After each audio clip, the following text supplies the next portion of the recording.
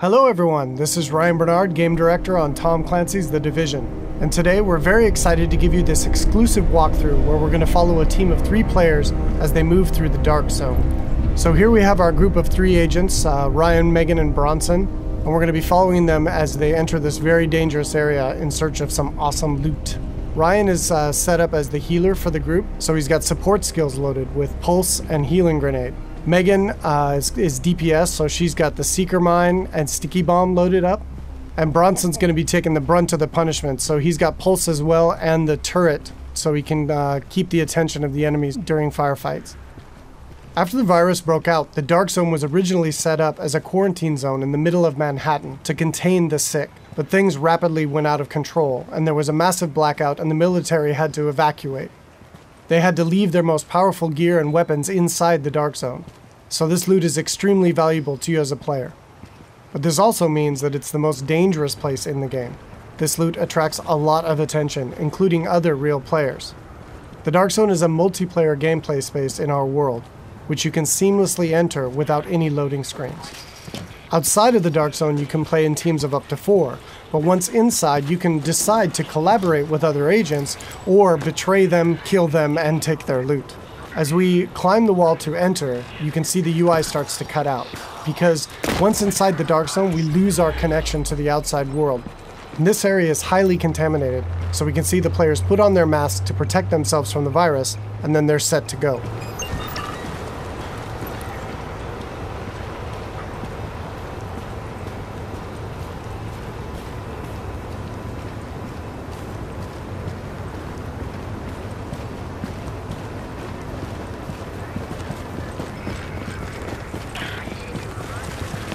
Okay, now we see our group is coming up on some enemies up ahead. As we get closer, we can see that these are actually part of the Rikers faction. And this is a group of convicts which, after the virus broke out, escaped the prison and have flooded into Manhattan to take advantage of the chaos. Here we can see Megan does a pulse, which gives the group information about what enemy types and levels that they'll be facing. And then we can engage. As you can see here, Bronson's going to go up right on top of him and take point, so he can take the attention of the enemies and draw aggro, and we can support him from behind with healing grenades, as you saw there, and covering fire. Using covers in the divisions is really important. You're going to be seeing the agents here as they move around flanking the different enemies, moving cover to cover, using height elevation to their advantage, and really trying to make sure that you're not exposed at any time, because when you're out of cover, you take a lot of damage from enemies. And it looks like we've only got a couple Rikers left here, and Bronson is really taking his role to heart and pushing right up into their face. And they've cleared him out. And here you can see Bronson's actually been a little bit too hardcore on this, and he's in what we call the down state. So since they're playing in a group, Ryan can head over and actually revive him so he doesn't die and need to respawn and run back to his group, and he can get right back into the action.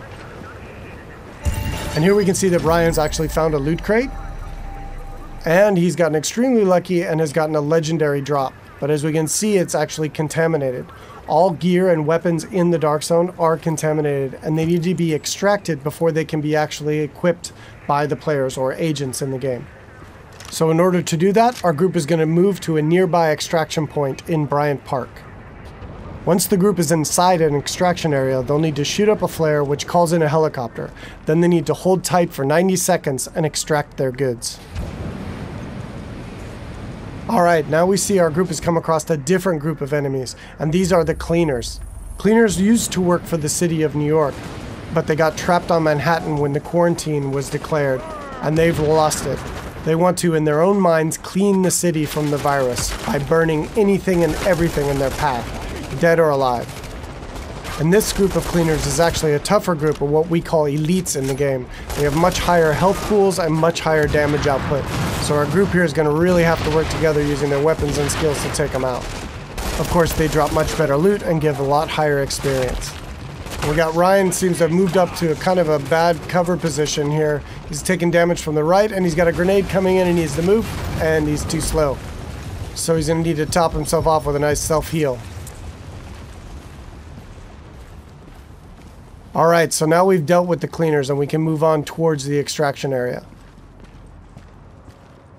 But it looks like our group is not alone, and another group of players is in the same extraction area. In the Dark Zone, it's very important to find out player intention relatively quickly, whether or not they're a friend or foe. But it looks like these two are not interested in engaging, so our group's going to continue on and try to get that legendary weapon out. Extraction detected. Proceed with caution. Another team of agents has actually started an extraction, and our group is going to move to investigate.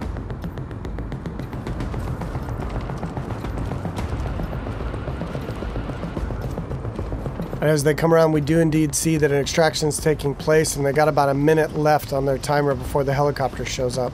But we don't see the extracting team.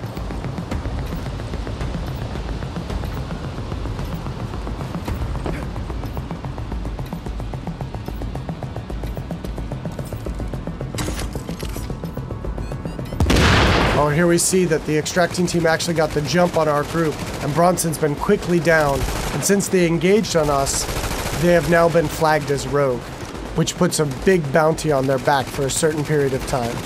Luckily, Bronson was able to make it back to our group, and we were able to quickly revive him and get him back up into the fight.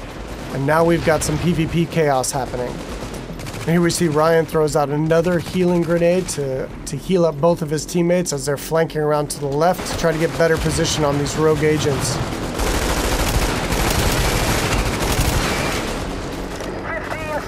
Alright, we see Megan's going to throw out another pulse, which really gives us good positioning on their locations. And here we can see another downside to going rogue in the Dark Zone. They have attracted another group of players, which is helping us take down this rogue group. And there we go. And of course, when you die in the Dark Zone, you drop any contaminated gear that you're currently carrying.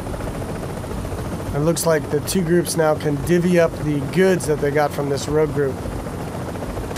It looks like they've decided to just take out the new players and take all of the loot for themselves.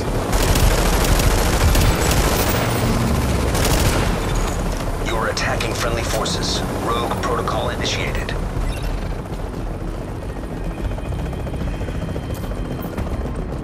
So now in order to secure this loot, to make sure it's theirs, they need to complete an extraction. So now our team has 90 seconds to control this area and to stay alive to get their loot out when the helicopter arrives. And you can see them fanning out into good cover positions here in case any other players come into the area or those groups that we engaged come back.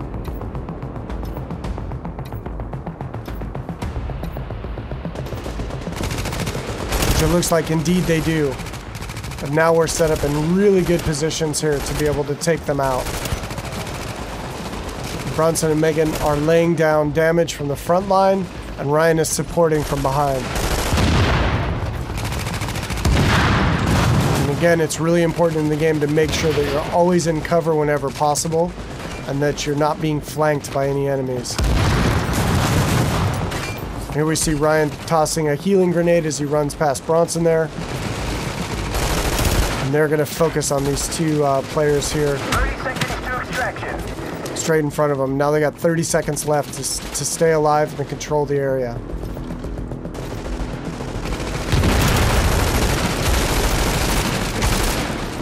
And that was some nice coordination there. It looks like a double kill coming off. Alright, and they dealt with the other group yet again.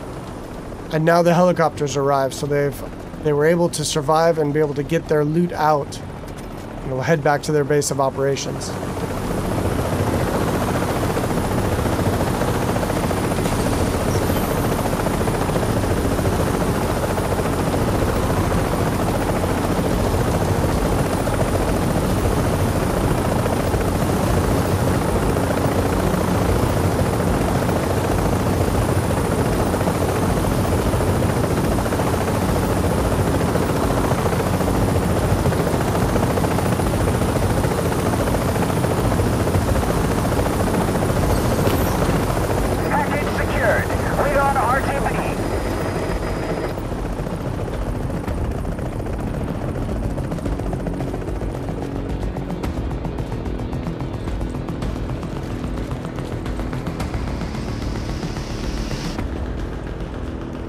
Now we can see the group is still flagged as rogue, and they're a very juicy target for other agents in the area.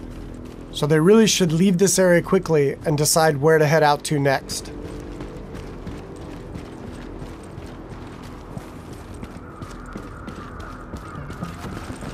Alright, so that's it for today. I hope you enjoyed a little glimpse into the gameplay inside the dark zone of Tom Clancy's The Division.